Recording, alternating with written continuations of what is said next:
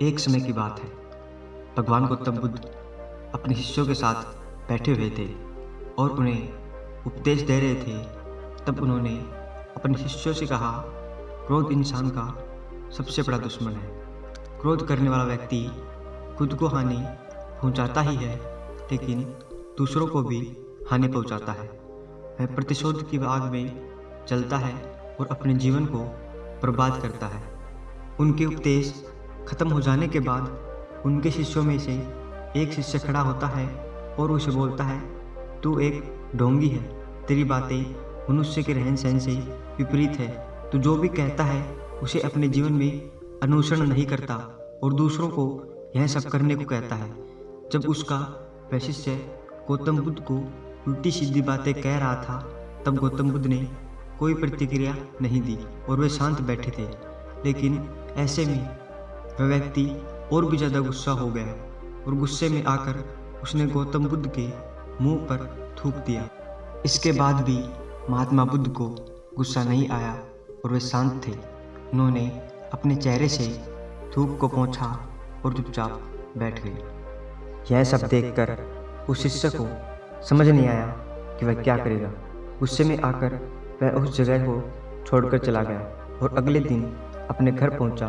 तब तक उसका दिमाग शांत हो चुका था। दिमाग के शांत होते ही उसे इस बात का एहसास हुआ कि उसने कितनी बड़ी गलती की है, उसे पाप हुआ है। वह खुद को मन ही मन कहने लगा, यह मैंने क्या कर दिया?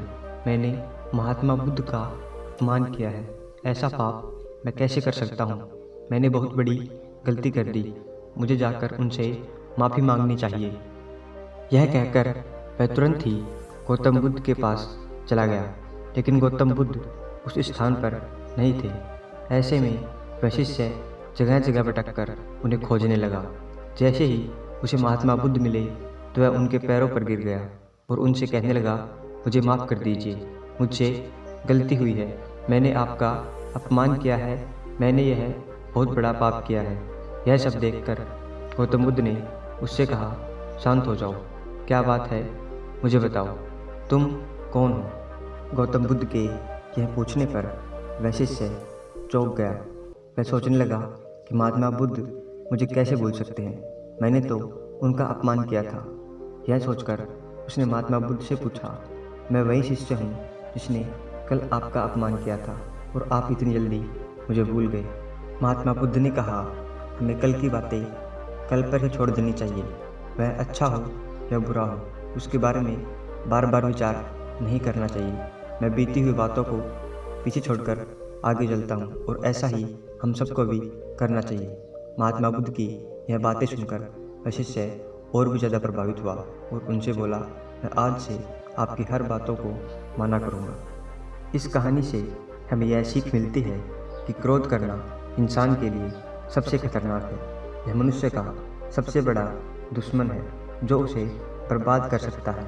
इसलिए मनुष्य को कभी भी क्रोध नहीं करना चाहिए तथा बीती हुई बातों को हमें भूलकर आगे बढ़ना चाहिए। अगर कोई मनुष्य अपनी बीती हुई बातों पर ज़्यादा ध्यान देता है तो उसका ध्यान पूरी तरह से भूतकाल में लगा होता है और वह इंसान कभी भी आगे बढ़ने पर विचार नहीं कर पाता।